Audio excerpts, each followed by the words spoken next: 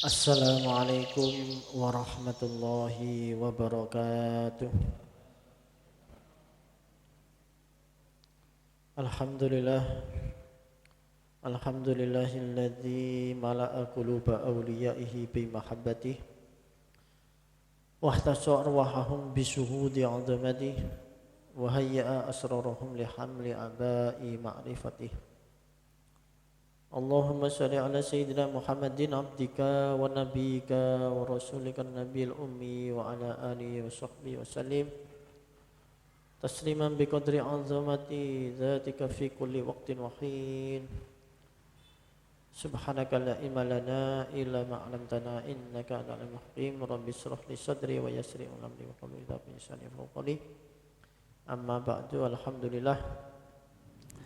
Hadirin hadirat jamaah pengawasan rutin Senin malam Selasa, alhamdulillah kita bisa berkumpul kembali di majelis rutinan Kitab Ihya. Ini satu anugerah luar biasa saking Allah Subhanahu wa taala, kita masih diberi kesempatan untuk melanjutkan ngaji kitab terbaiknya Imam Ghazali. Kita masih diberi kesempatan untuk menimba ilmu pada Imam Ghazali melalui tulisan-tulisan beliau. Ini sebuah nikmat yang sangat agung, jarang sekali ada kesempatan seperti ini. Jadi monggo sami-sami disyukuri, dan kita berdoa semoga kita bisa istiqomah. Amin Allahumma amin. Karena kitab ini kitab besar, bisa bertahun-tahun. Mungkin ini sudah 2 tahun ya.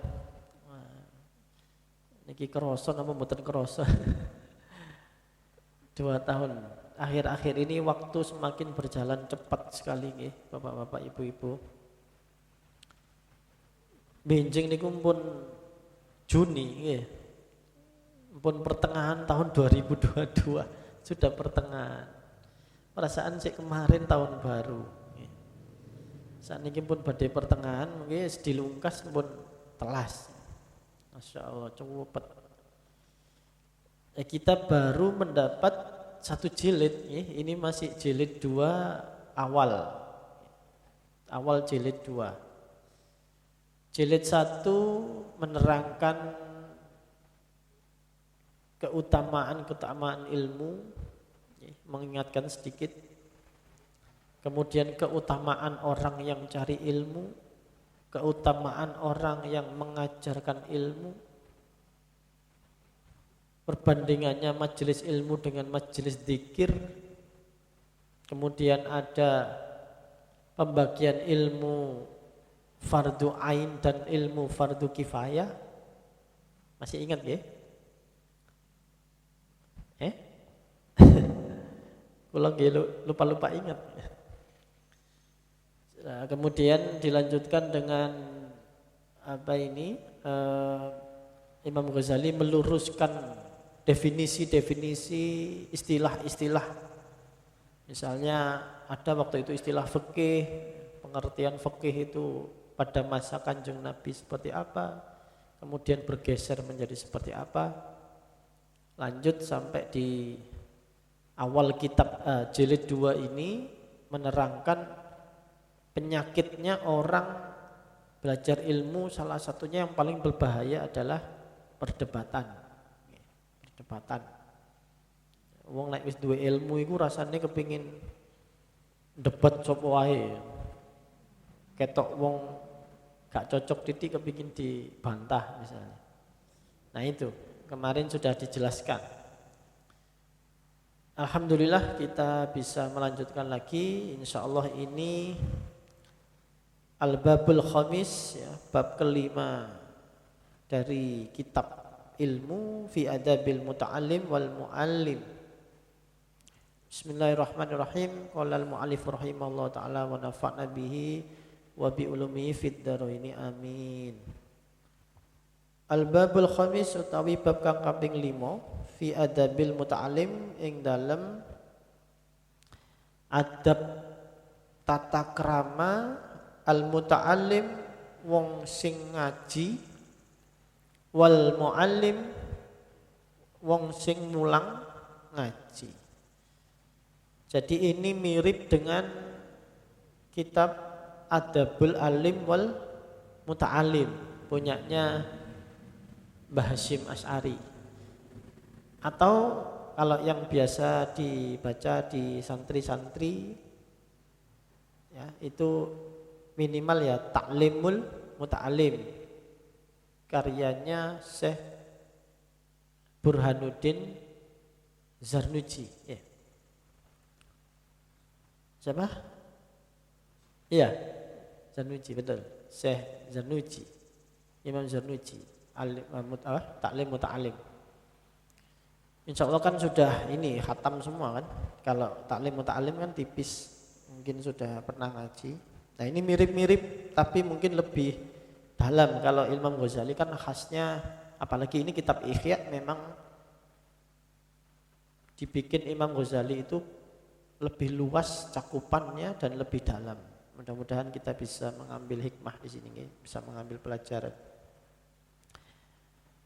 Ammal muta'alim, adapun utawi al muta'alim wong kang ngaji, santri maksudnya. Fa'adabuhu mongko iku utawi tata kramonehu al muta'alim santri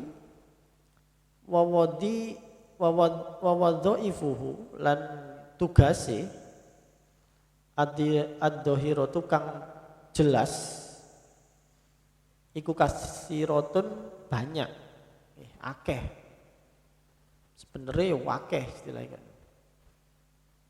Walakin tandumu akan tetapi jadi runtut tafariqoha ing pira-pira perincian-perinciane wadhaif asyaru jumalin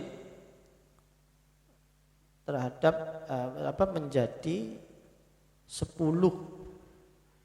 keterangan-keterangan. Jadi sebetulnya banyak tapi dikelompokkan oleh Imam Ghazali 10 saja dulu. Terutama kenapa kok ini adabnya santri? Ya karena kan judulnya tadi muta'alim wal mu'allim, tapi ini santri dulu. Karena guru itu ya pasti berangkatnya dari santri. Ya mungkin ujuk-ujuk terus jadi kiai atau guru kan enggak mungkin. Pasti dia pernah jadi murid atau jadi santri. Bismillahirrahmanirrahim. Wal wadifatul ula, dan tugas pertama dari seorang santri ikut takdimu taharatin nafsi. Nah ini mensucikan hati atau nafsunya. Jadi tugas pertama justru membersihkan hati. Yang paling utama istilah. Anroja ili saking regete al akhlaki piro-piro akhlak atau pekerti. Wa madmumil ausofi, dan juga mensucikan atau membersihkan dari sifat-sifat yang tercela. Lan den paidone pira-pira sifat. Jadi akhlaknya santri harus benar dulu, sifat-sifat yang buruk harus dibersihkan dulu. Makanya Imam Ghazali menyebut ilmu tasawuf itu fardu ain. Orang ngaji tasawuf, ngaji bab membersihkan hati itu fardu ain. Kalau fardu ain berarti setiap individu itu wajib belajar, wajib ngaji. Wajibnya ngaji, enggak wajib alim. Nggih, enggak wajib harus jadi wafal kabeh enggak. Pokoknya wajibnya ngaji. Sama imam banyak ya sebetulnya yang menganggap ilmu yang mempelajari batin, pembersihan batin itu wajib. Syekh Al-Imam Al-Qushairi di dalam kitab Risalatul Qushairiyah juga begitu. Bahkan beliau menyebut di dalam surah Al-Fatihah itu iyyaka na'budu wa iyyaka nasta'in. Di dalam surah Al-Fatihah itu iyyaka na'budu itu dimensi syariat. Wa iyyaka nasta'in itu dimensi hakikat. Karena iya budu hanya kepadamu aku menyembah, beribadah. Beribadah itu tentang syariat. Tentang bagaimana ritual-ritual, aturan-aturan, hukum-hukum. Wa iyyaka nasta'in dan hanya kepada Engkau ya Allah nasta'in kami meminta pertolongan. Artinya ini terkait dengan hati. Terkait dengan kesadaran bahwa Allah lah tempat bergantung, bersandar, meminta. Jadi itu dimensi ruhani. Maka nggak bisa dipisahkan antara syariat dengan hakikat. Jadi wajib. Dan masih banyak ulama yang lain. Jadi di sini langsung disinggung tugas utama seorang santri, seorang murid adalah membersihkan hatinya dari perilaku yang buruk dan sifat-sifat yang tercela. Idil ilmu krana utawi ilmu iku ibaratul qalbi ibadahe ati. Jadi ilmu itu adalah ibadahnya hati.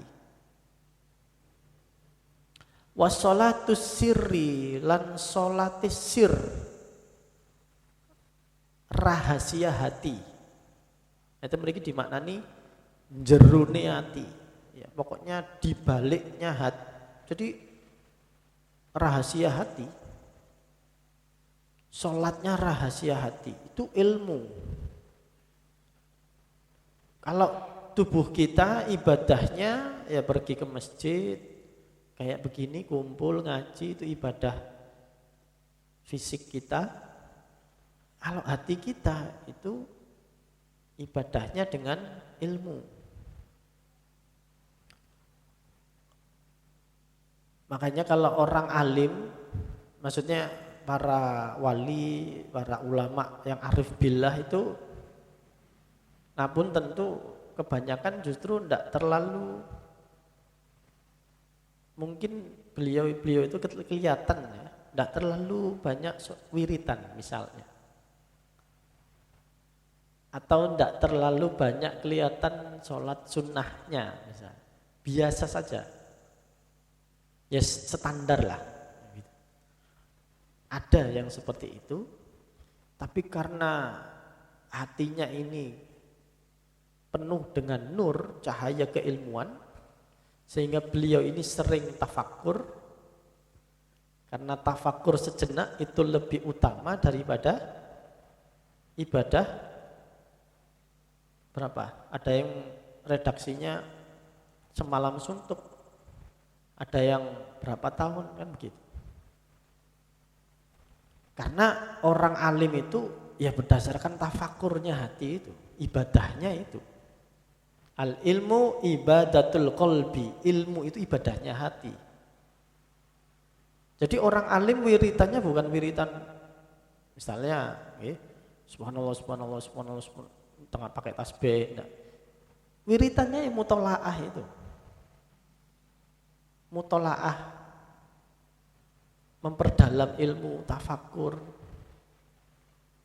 Dan itu lebih dahsyat ya. Kan sudah diterangkan di jilid pertama ketika Rasulullah, ada hadis Rasulullah keluar ada majelis dzikir istighosah. Lalu di tempat lain ada majelis ilmu menerangkan tentang hukum-hukum syariat. Singkatnya kata beliau, yang menerangkan ilmu ini lebih utama daripada yang istighosah. Padahal yang istighosah sudah bagus, sudah apa ini istilahnya? Ya sudah raudhatun min riyadil jinan sebenarnya, sudah termasuk pertamanan surga.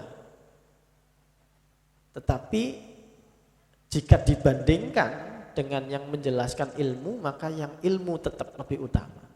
Ya, jadi banyak sekali ya, tidak bisa digambarkan keutamaan ilmu ini.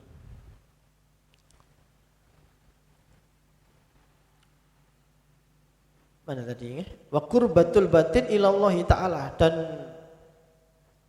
mendekatnya batin kepada Allah ya melalui ilmu. Jadi tidak bisa kita mengenal Allah tanpa ilmu. Bagaimana kita bisa mengenal sifat-sifatnya, ya. Atau bagaimana kita harus bermuwajahah, tawajjuh ilallah, menghadap kepada Allah sing bener. Iku yok nopo, itu ada ilmunya. Gak sekedar madep. Nah kalau tanpa ilmu sulit kita. Meskipun nanti kita bisa bertemu dengan orang-orang yang diberi ilmu tanpa proses ngaji misalnya, tapi tetap harus lewat ilmu dulu. Namanya ilmu laduni kan begitu. Dia enggak banyak ngaji, mungkin enggak kelihatan baca kitab, tapi tiba-tiba terus alim, nah sehingga dia bisa dekat dengan Allah. Ilmu laduni. Tapi tetap lewat ilmu, enggak bisa tanpa ilmu. Wa kama la tasihhu shalat, dan sebagaimana tidak sah ya, kaya yen to ora sah as-shalatu apa salat allati hiya wadhifatul jawarih, yang mana salat itu adalah wadhifatu iku tugase al jawarih, piro-piro anggota tubuh ad-dhahirati kang dohir yang terlihat ya, pertelo jelas, illa bitadhirid dhahiri, kelawan kecuali dengan mensucikan dohir itu sendiri, anil ahdasi wal akhbasi, yaitu bersuci dari hadas dan najis.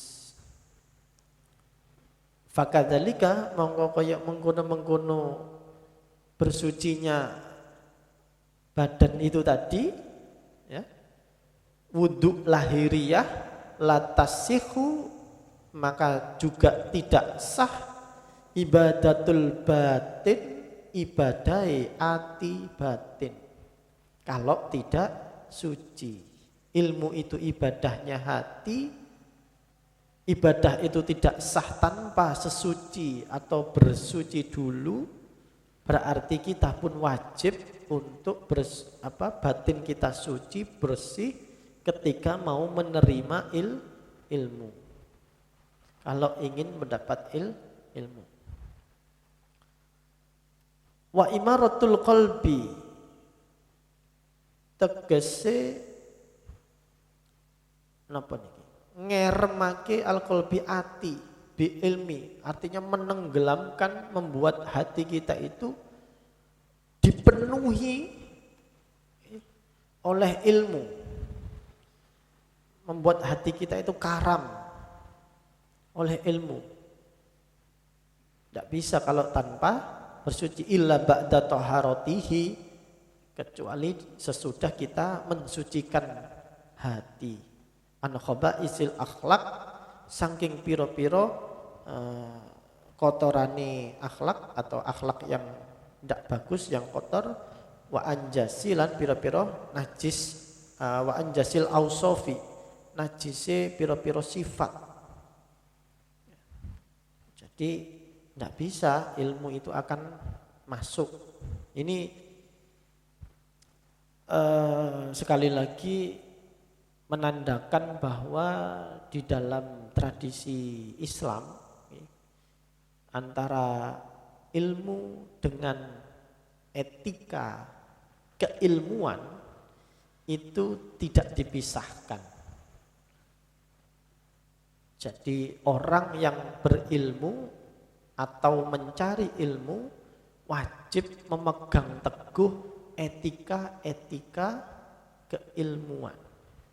Apa etikanya? Ya ini, adabnya ini. Tata keramanya, akhlaknya orang yang berilmu. Kalau di pendidikan modern atau pendidikan ala barat, ilmu dan etika keilmuan itu dipisah. Artinya apa?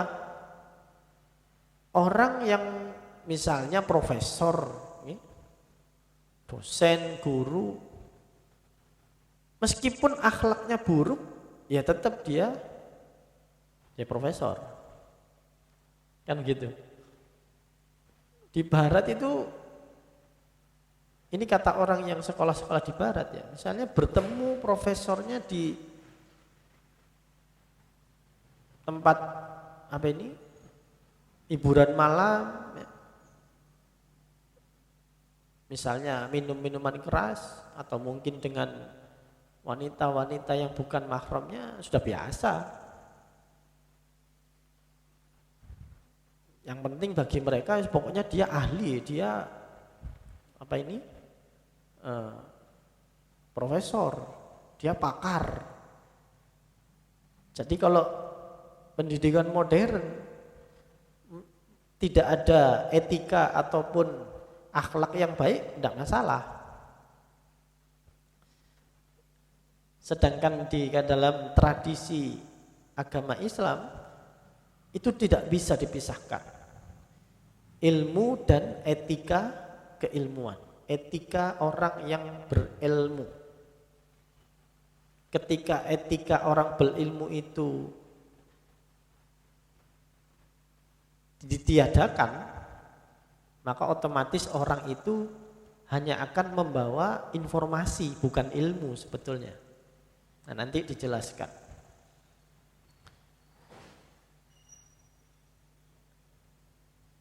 Bismillahirrahmanirrahim. Qala sallallahu alaihi wasallam,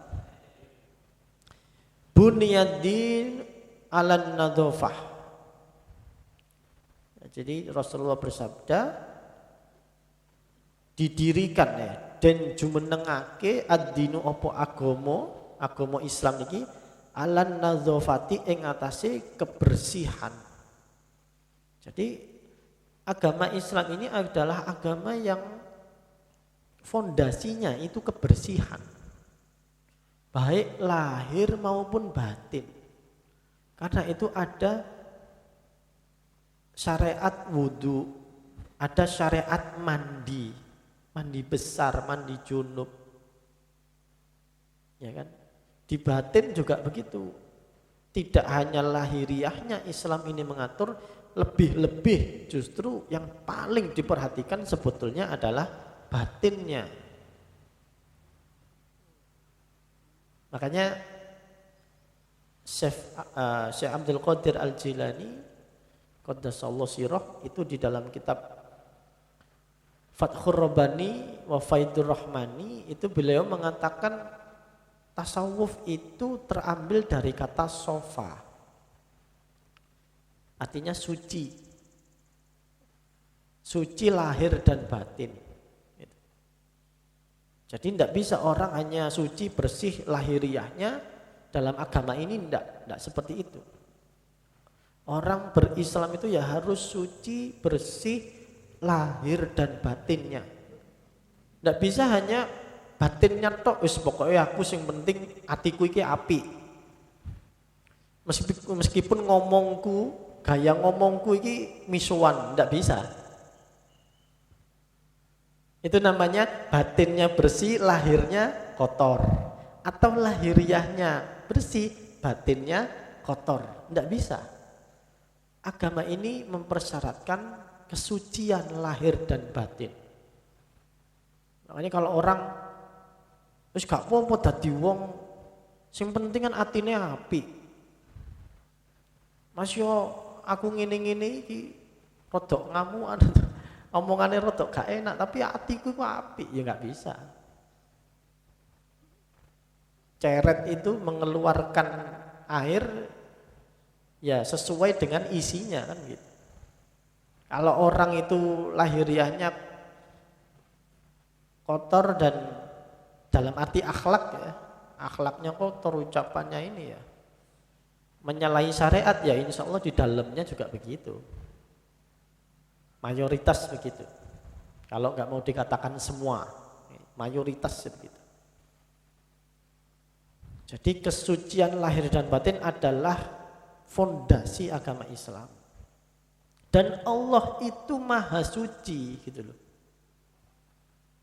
Allah itu maha suci. Allah tidak akan bisa didekati, tidak bisa dikenal kecuali oleh sesuatu yang suci juga. Bagaimana kita bisa mengenal Allah wong kita ini masih kotor, masih najis? Itu kan di hikam ada. Ya. Bagaimana hati ini bisa memantulkan nur cahaya kalau masih ada bekas-bekas kotoran-kotoran nafsu duniawi misalnya. Cuman sistematikanya itu Ihya ini senengnya kalau Imam Ghazali begitu ya, karena beliau intelektual. Sebelum jadi sufi beliau intelektual Imam Ghazali. Jadi penjelasannya enak. Wa huwa lan utawi hukum, maksudnya itu di dalam agama Islam itu kadzalika iku kaya mengkono-mengkono qaulun nabi batinan wa dhahiran, ya ini berlaku batin dan dohir, rohani dan jasmani, dua-duanya tidak bisa dipisahkan, itu dua sisi mata uang.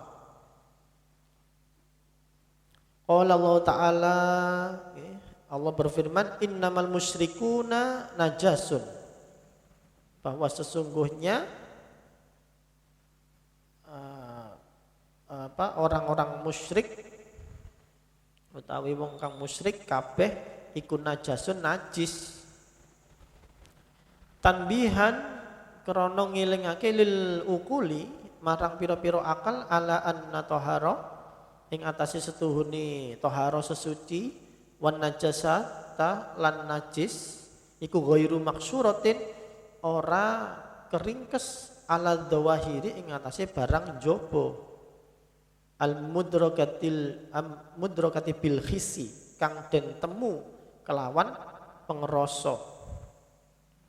Fal musyriku mongko utawi wong musyrik iku qad yakunu terkadang ana sapa wong musyrik nadifah iku nadifah bersih asaubi bajunya dodote mahsulal badani tur den adusi wisui di ya mandi badannya juga. Jadi orang-orang musyrik itu dikatakan najis. Ada ayat innamal musyrikuna najasun. Itu ya sebenarnya ayat ini tidak tertuju pada lahiriahnya orang-orang musyrik.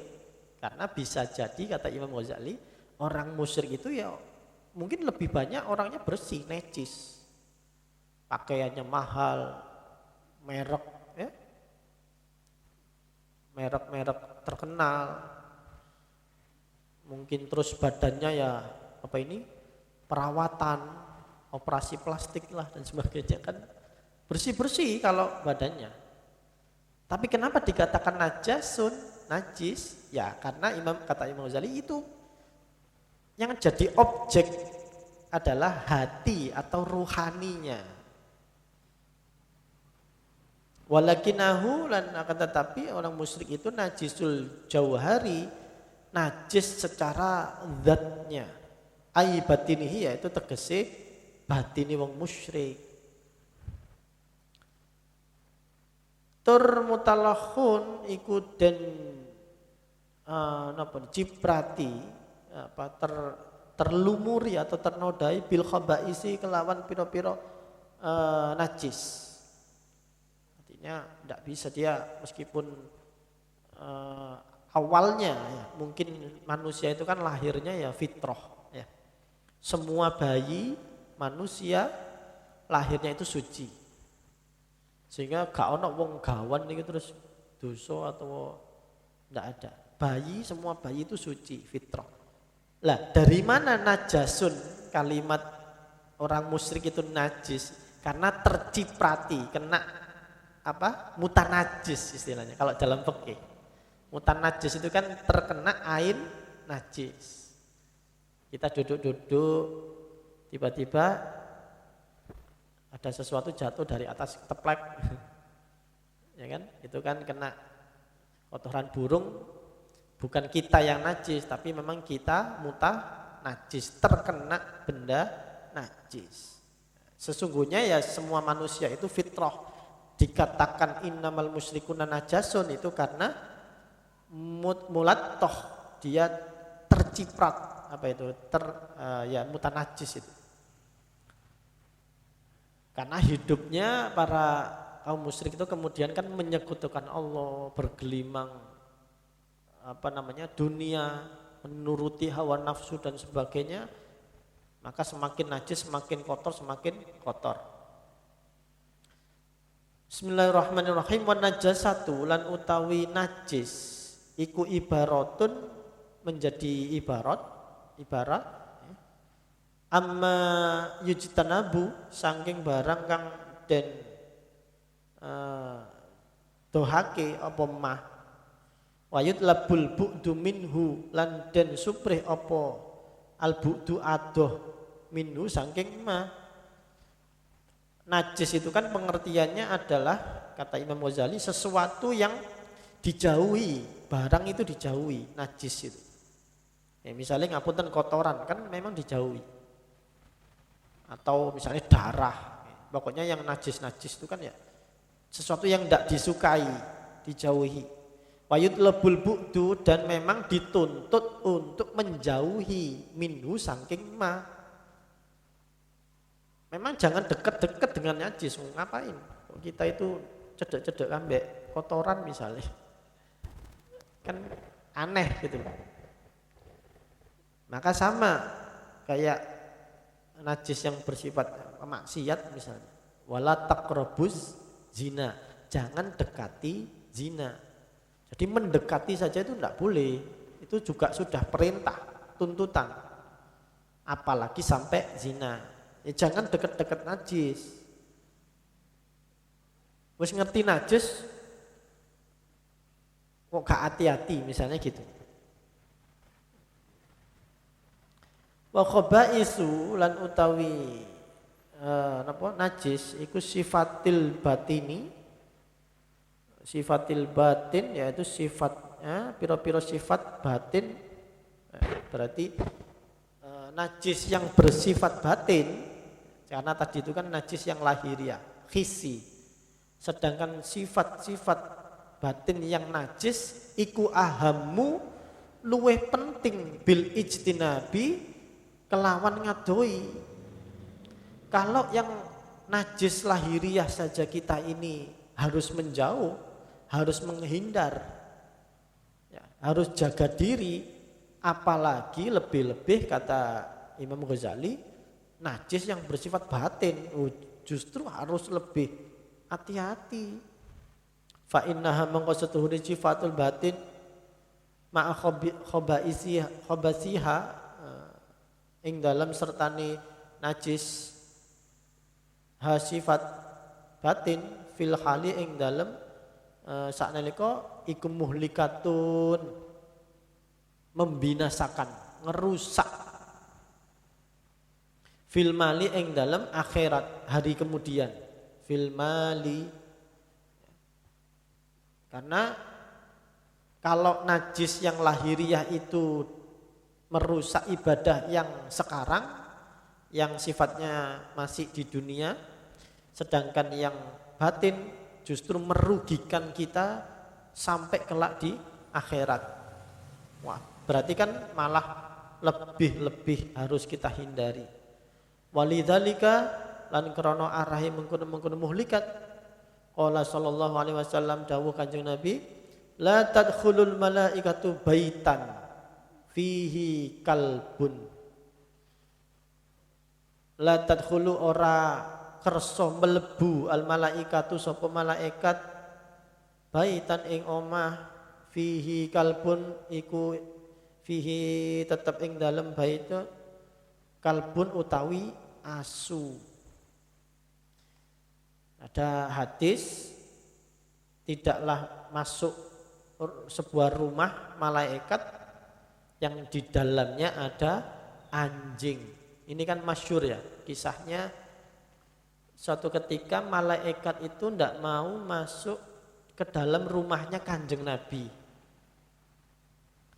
Jadi ada dua malaikat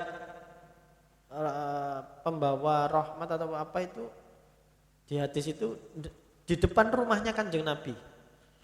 Kayak nunggu sungkan arepe mlebu. Akhirnya Kanjeng Nabi keluar, loh ada apa kok istilahnya napa nggih ditanggleti. Lah kenging napa kok mboten mlebet? Ngapunten Kanjeng Nabi niku ten ngandhap di panjenengan niku wonten napa niki? Kirik. Ada anaknya anjing. Itu apa? Mainannya Hasan dan Husain. Jadi Hasan dan Husain ini karena masih kecil itu dulinan anaknya asu. Dulinan nang omahe mbae digawa dulinan masuk ke kolong apa namanya? Dipan kasurnya Kanjeng Nabi. Akhirnya malaikat tidak mau masuk, tapi kata para ulama itu bukan semua malaikat, ya. Artinya malaikat maut misalnya ya tetap masuk. Mosok kalau panjenengan wayang mati ya tak ngingu asu ae. Gak wani mlebu nempel.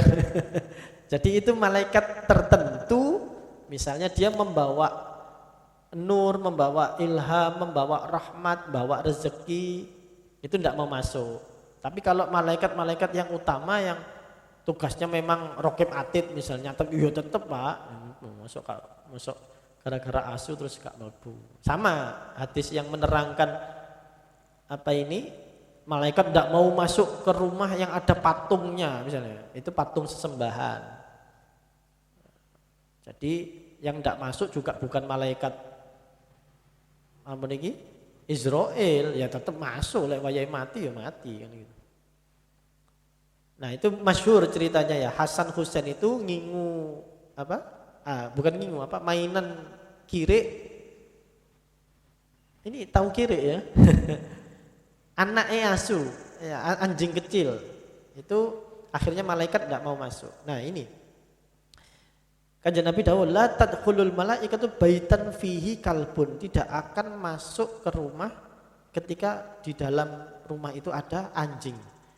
Wal qalbu kata Imam Ghazali, dan hati itu baitun, adalah sebuah rumah diibaratkan.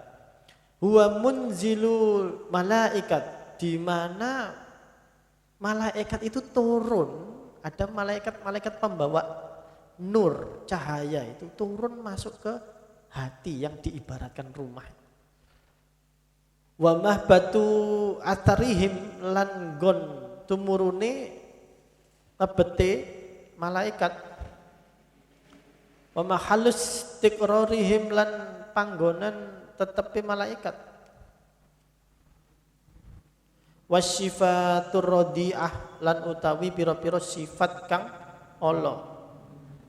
Mislul ghadab iku ngumpamani al ghadabu muring. Ya. Pasyahwati lan syahwat wal hasati wal kibri wal ujub. Ya, sifat-sifat yang buruk itulah. Wa akhawatiha kilabun. Sedulure kabeh iku pira-pira asu. Sifat-sifat yang ini. Sifat yang tercela itu digambarkan, diibaratkan seperti anjing. Ya.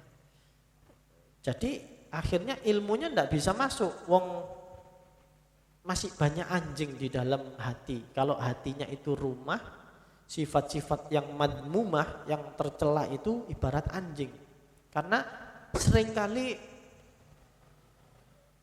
para ulama-ulama arif billah sufi ini menggambarkan, salah satunya menggambarkan hawa nafsu itu seperti anjing. Karena apa ya, agresif kan, godop misalnya, sifat marah itu kan ada di anjing, agresivitasnya itu. Terus ya begitulah, suka menggonggong, komentari orang misalnya, ngerasani wong tuh alkilabun, sifat-sifat buas seperti anjing itu. Wa khawatiha kilabun, dan sedulure kabeh dari sifat-sifat itu adalah anjing. Nabihatun kang jujuk ya. Apa? Istilahnya nabihatun itu galak. Ibaratnya itu anjing yang galak, yang nyerang orang-orang di sekitarnya. Maka seperti halnya apa ini, malaikat tidak mau masuk ke sebuah rumah, begitupun malaikat yang memberi ilham. Nah ini ilhamnya ini kan turunnya melalui malaikat, ilmu itu. Seperti kita tadi berdoa apa? Allahumma rizqna fahman nabiyyin wa hifdzal mursalin wa ilhamal malaikatil muqarrabin. Ilhamnya malaikat. Lah bagaimana malaikat mau memberikan ilham? Wong kita ini masih nafsunya masih seperti anjing yang liar, yang galak. Bukan berarti malaikatnya takut anjing, yaitu najis itu tadi. Sehingga nggak jadi kita dapat ilmu sebagai seorang santri atau murid. Fa anna tadkhuluhu, mongko kepriye manjing masuk ing kolbu al malaikatu sapa malaikat, ya kan? Wa huwa maskhunun, hale utawi kolbu iku maskhunun den kebei bil kilabi kelawan asu. Jadi nggak bisa wong penuh dengan itu tadi godop, dendam, hasud, dingu kabeh ya. Dipakani ya bendino kan? Nggak bisa. Orang seperti itu pasti tidak akan ada ilmunya, tidak ada nurnya. Wa nurul ilmi, nah ini, dan cahayanya ilmu iku la yaqdifuhullahu ta'ala, ora napa yaqdifuhu nguncalake, melimpahkan hu ing nuri ilmu Allahu ta'ala sapa Allah ta'ala fil qalbi ing dalem jerone ati illa biwasitatil malaikat, kecuali dengan perantaranya malaikat. Ya ini ibaratnya nurnya kan gak diuncalno kayak nguncalno pati lele. Dia ada yang mengantar, kayak surat. Nurnya ilmu itu ada yang mengantar, ya ini malaikat. Malaikat iku ora gelem mlebu nalikane omah iku ana asu. Gak enak ya. Anjing. Niki ngomong asu kok noleh nang ndi gak enak, kayak dikira misu misalnya. Napa niki nek tiyang Jakarta niku lebih sakit hati dikatakan anjing. Tapi nek wong Surabaya itu lebih menyakitkan nek diomongi asu. Nek wong Surabaya diomongi anjing itu kayak biasa aja gitu. Anjing lu bisa. Oh pusing. Tapi nek asu itu kan kroso. Apa? Mangkle itu kroso. Apalagi itu kayak ya begitulah. Ada omongan-omongan yang kita satu daerah itu punya ketersinggungan tersendiri. Ya, jadi kembali lagi hati kita diibaratkan rumah, sedangkan nafsu itu ibaratnya adalah anjing yang liar, yang galak. Sehingga malaikat yang membawa ilham nur tentang ilmu tidak akan mau masuk. Kita tidak akan diberi ilmu. Ya itu akhirnya ilmunya bisa jadi dia kok gak pinter-pinter misalnya, atau mungkin dia pinter tapi gak manfaat ilmu. Nah nanti kan ada pembahasannya. Wa makana li basyarin lan ora ana iku tetep keduwe menungso ayyukallimahullah apa yen to dawuh ing basyarun Allahu sapa Allah illa wahyan angin wahyu kelawan rupa wahyu au min warai hijabin utawa saking mburine hijab au yursila utawi ngutus sapa Allah ing utusan rasulan ing utusan seorang rasul fayuhi mongko paring wahyu sapa Allah ing basarun biidnihi dengan izinnya Allah ma yasha ing barang kang ngersakake sapa Allah ing ma. Jadi akan sulit lah ya intinya kalau kita ini tidak membersihkan batin, membersihkan hati, itu tidak akan bisa kita mendapatkan ilmu. Lebih-lebih sebetulnya ilmu itu bisa diibaratkan juga seperti wahyu ya, seperti wahyu yang wahyu ini akan disampaikan oleh seorang rasul utusan. Berarti gini, wow, malaikat juga begitu.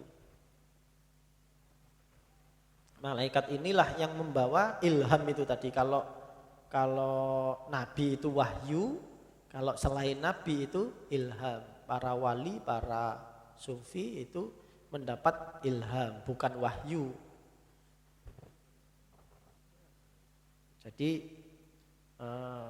misalnya ya banyak lah ya ulama-ulama yang menerima ilham itu bahkan menjadi kitab. Jadi kitabnya itu bukan karangan tapi ilham dari Allah Subhanahu wa taala. Contohnya Al-Hikam Ibnu Athaillah As-Sakandari. Enggak bisa orang ngarang itu. Itu mawahib al-laduniyah. Jadi pemberian yang bersifat lancung, bersifat laduni. Makanya meskipun Ibnu Athaillah As-Sakandari itu di dalam kitab Hikam itu tidak mengutip hadis ataupun Quran, tapi intisari Quran dan hadis justru segoroy ada di situ. Sampai yang mensarai ini enggak karu-karuan. Udah berapa ribu ulama mensarai kitab Hikam. Syekh Ahmad Zarruq salah satu ulama yang mensarai kitab Al-Hikam itu sampai 37 atau 38 kali. Jadi dibaca kan itu tipis ya, hikmahnya kan 264, tipis. Begitu dibaca, kok ini diterangkan. Jadi satu syarah kitab penjelas. Dibaca lagi, dapat namun ini nur lagi, disyarahi lagi. Diwaca maneh disyarahi maneh sampai 30 kali lebih.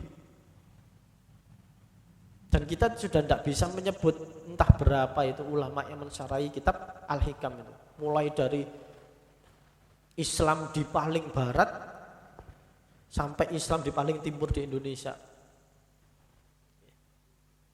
Ulama kita juga banyak, kiai-kiai kita yang mensyarahi kitab Hikam, ya. Seperti Kiai Soleh Darat, gurunya Mbah Hashim, gurunya Kiai Ahmad Dahlan, itu kan ada mensyarahi kitab Hikam. Dan banyak lah, nggak bisa disebut. Nanti kalau ngaji Hikam aja. Contoh lagi kitab Futuhatul Makkiyah, kitabnya Syekhul Akbar Ibnu Arabi, itu juga ilham. Ketika di kota Mekah beliau melaksanakan haji, tiba-tiba futuh itu mengalami ketersingkapan, sehingga langsung dapat ilham, didikte. Kata Ibnu Arabi di dalam kitab itu, saya didikte oleh Allah. Nah, didikte itu bukan berarti wahyu, tapi ilham. Kalau wali itu ilham, bukan wahyu. Jadi Futuhatul Makkiyah itu bukan karangan, kata Imam Ibnu Arabi. Sama Ibnu Arabi itu suatu ketika didatangi Rasulullah fil yaqdo, tidak dalam keadaan mimpi, terjaga. Diberi kitab, khud hadal kitab, Ibnu Arabi, diberi kitab oleh Kanjeng Nabi dalam keadaan terjaga. Khud hadal kitab Fususul Hikam, nama kitabnya Fususul Hikam. Jadi kata Ibnu Arabi, ini bukan kitab karangan saya dikasih oleh Kanjeng Nabi. Ya agak sulit ya, memverifikasi hal-hal seperti ini kan sulit. Kalau jenengan tidak percaya ya monggo aja. Tapi masa iya sih tampang-tampang seperti Ibnu Arabi atau Ibnu Athaillah As-Sakandari itu kayak orang zaman sekarang yang cuma nyari konten atau cuma cari follower kan? Insya Allah enggak. Jadi ini karena wahyu seperti wahyu ilham itu juga ada yang mengantarkan malaikat itu tadi. Malaikat tidak akan masuk ketika masih najis. Nah, ya. Wa hakadha ma yursila min rahmatil ulum, maka seperti itu juga ya. Yursilu rasulan, maksudnya seperti yang diutus itu, utawi barang kang ngutus sapa Allah min rahmatil ulumi ing ma bayane rahmati rupa pira-pira ilmu ilal kulubi kepada hati, piro-piro hati. Seperti itu prosesnya kurang lebih. Innama tawallaha mestine ananging karena sesungguhnya nabi tawallaha nandangi ha ing ulum al malaikatu sapa malaikat al muwakkaluna kang den pasrahi kabeh biha kelawan ulmu. Wahum lan utawi malaikat ikul muqaddasuna dan bersihake kabeh. Malaikate ae suci. Sing digawa risalah atau ilhamnya juga suci. Gusti Allah iku suci. Nah sing diparingi ngapunten sik najis ya ndak bisa. Jadi wahum al muqaddasuna wal mutahharuna tegese dan suciake kabeh malaikat niku. Al-mubarrauna kang den bersihake kabeh minas sifat saking pira-pira sifat al-madmumati kang den paidu yang tercela. Fala yulahiduna mongko ora ngelirik sapa malaikat illa thayyiban angin bebagus. Tidak akan dia memandang sesuatu untuk disampaikan ilmu ini, nur ini kecuali pada yang thayyib, yang baik-baik. Makanya santri ya harus bersih, harus baik. Ilmuwan di dalam Islam itu ulama ya harus baik akhlaknya. Kok ada ulama terus senengane nyelatu wong, wah itu berarti sik durung dadi ulama, masih berproses mungkin. Ana ulama kok nyelatu. Entah itu nyelatu penjahat, nyelatu begal. Gak boleh. Bukan sifat ulama seperti itu. Apalagi nyelatu misalnya sesama ulama. Wah. Niku pantangan betul, itu berarti menandakan ada hasud.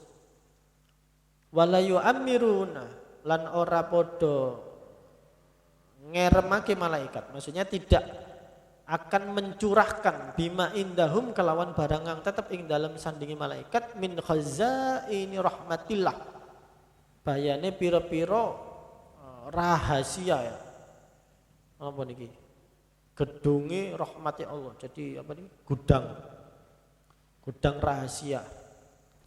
Illa thayyiban kecuali pada orang yang baik, yang bagus, tohiron dan suci, terus suci, tidak akan bisa.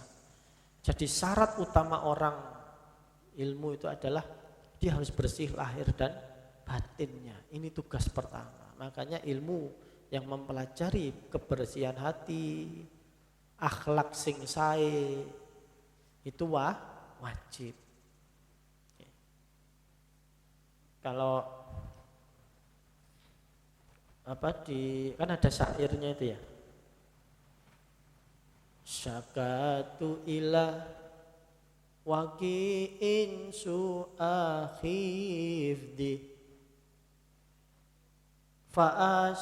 fa'arsyadani ila tarkil ma'asyi.